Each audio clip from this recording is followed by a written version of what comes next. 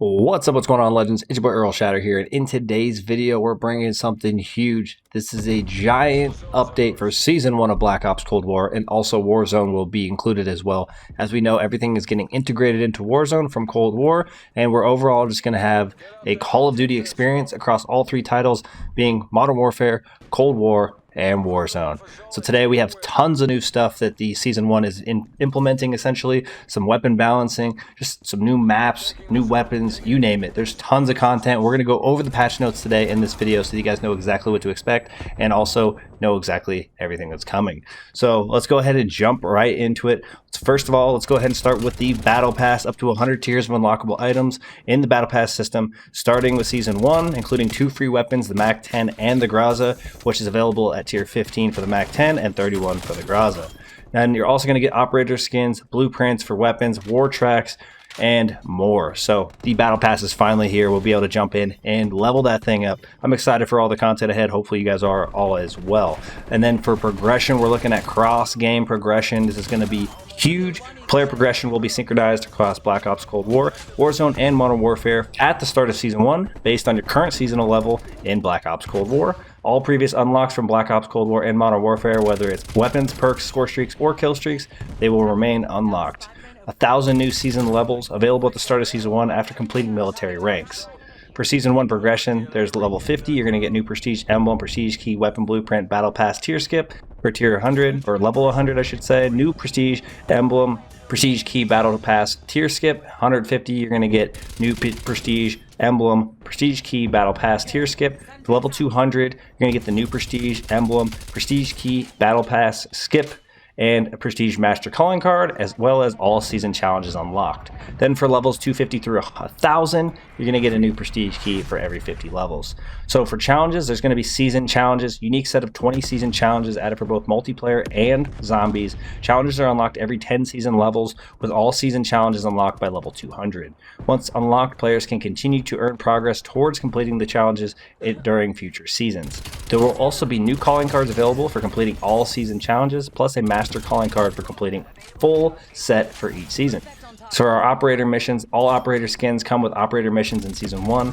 Play multiplayer, zombies, and Warzone to earn additional XP rewards and operator skin variants. For stability, they added various stability fixes. UI, they addressed some UI issues. For multiplayer, we're receiving the Pines, which is a 6v6 map.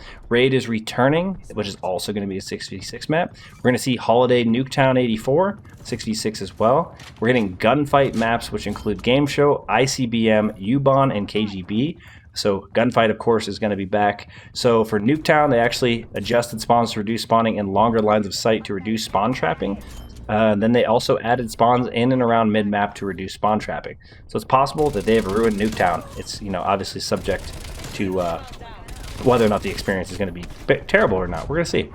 For game modes, they obviously have gunfight. We have prop hunt returning, hardpoint. Additional spawns added for all hardpoint zones on Crossroads Strike. Adjusted spawns for hardpoint zone 2 on Moscow. Addressed an issue where players would capture a hardpoint outside of the Yellow House on Nuketown 84. For domination, they addressed an issue where zone borders would show as contested before the round started. Also addressed an issue where the announcer would incorrectly state an almost one line to the losing team. Free for all, the players will now join matches already in progress less frequently. For search and destroy, the bomb waypoint will now fade when in line of sight. Did some stuff for control, which included overtime defense will now be given to the team that has fewer total deaths during the previous 4 rounds. Removed several defender spawns that were too close to AA zone on Garrison. For VIP escort, they addressed an issue where the VIP's third-person model would not match their first person during an exfil. For fire team, they've addressed an issue where the cruise missile HUD or HUD effects would play while in the fire team spawn overhead menu. They addressed an issue where the fire team spawn overhead HUD effects would be present during best play. They fixed a rare crash in Fireteam Dirty Bomb related to the Sentry Gun. For custom games, they added CDL control, reduced the capture time, or they changed CDL control. For custom games, it looks like they might have changed CDL control. They reduced capture time from 60 seconds to 45 seconds, and they addressed an issue where lives remaining UI would not properly display the correct number of lives. For featured playlists, we're looking at Raid Them All, which is available at the start of Season 1. It's a mosh pit of 66 modes on Raid and the Pines. They have Gunfight, Prop Hunt, Holiday 84, Nuketown 24/7. For weapons, of course, we know we're getting some new weapons, which includes the MAC-10 SMG, available again at tier 15, as well as the Graza assault rifle, also available at tier 31. Now we have some changes to overall weapons. This is going to be huge. Weapon balancing is big, so this is probably a part you guys are going to want to pay some attention to.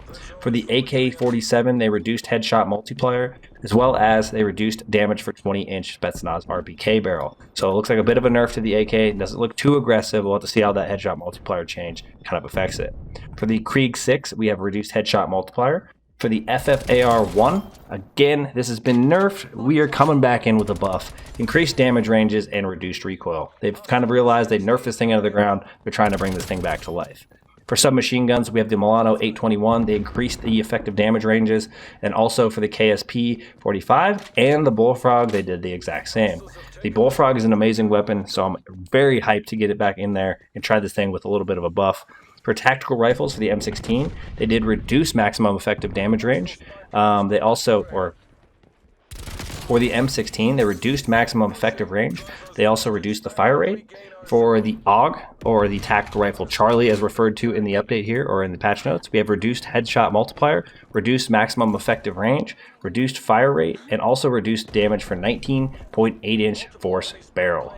For the attachments, they adjusted the barrel attachments that improve fire rates for all tactical rifles.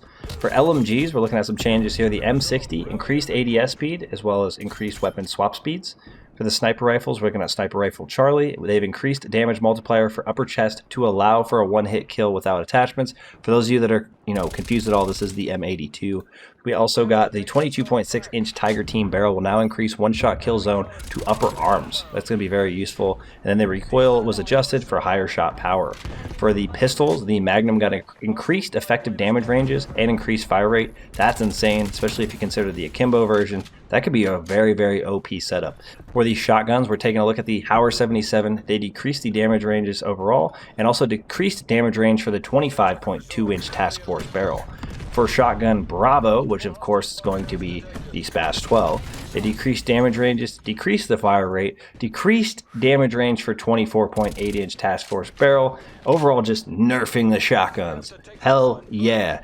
For the attachments, they also adjusted barrel attachments that improve fire rates for shotguns. In general, they reduced the amount of player knockback when being damaged by bullet weapons. So possibly a change to the overall flinch from getting just shot in general. For perks, or overall just changes to perks, we have Flak Jacket, reduced explosive damage mitigation. So that should be interesting. I'll be interested to see if this is kind of changes how overpowered Flak Jacket feels. For forward intel, they increased the viewable minimap area, so they actually made this stronger. Interesting. For Ninja, we got a nerf, removing protection from the field mic detection, and that's just insane. So that's over now. Switched to the Spycraft. So now Spycraft has the immunity to be basically off the field mic. For our equipment, we have the Frag Grenade, slightly increased damage. The Molotov, slightly increased damage. The Stim Shot, reduced heal speed. So we are buffing things that we shouldn't, like the Molotov and Frag Grenade, and we're nerfing the Stim Shot, which is absolutely one of the best things you could possibly use. For field upgrades, the field mic no longer detects users who are crouch walking, ADS walking, or swimming. So now it's even easier to hide from the field mic. The gas mine got increased damage, removed detonation delay, and reduced how much a player will be slowed when affected by the gas. So although it did get a little bit of a buff, it did get a nerf in the fact that it won't slow you down so much. For the score streaks, we all know the HARP is in the game. The high altitude reconnaissance plane shows both enemy positions and their directions on the minimap. For the cruise missile, we have addressed an issue where the cruise missile HUD effects would display after a cruise missile kill cam, and also addressed an issue where a cruise missile from a care package would clear score earned towards the player's equipped cruise missile score streak. They also fixed an issue with the RCXD that allowed the RCXD to push teammates. That's kind of a problem, especially if someone's trying to be annoying. Overall, in general, Quick Play will now display the player's last selected tab between core and hardcore by default. They addressed an issue where friendly fire penalties would apply for self-kills in hardcore modes, and also they addressed an issue where the camera could not access the entire map in Crossroads. That's kind of interesting. Glad they're addressing so many of these things. For zombies, we're going to go over here real quick. In general, they added support for 2-player split screen. They had stability fixes of various nature. They also did stability improvements for host migration. Obviously, weapons being added to the mystery box, including the MAC-10 and the Graza. For Die Machine, they added support for cruise missile. Cruise missile has now been added as a support weapon starting in Season 1. They did some fixes to the leaderboard, salvage rewards, refactored round milestone salvage rewards to ensure a more even distribution and higher amount awarded to all players.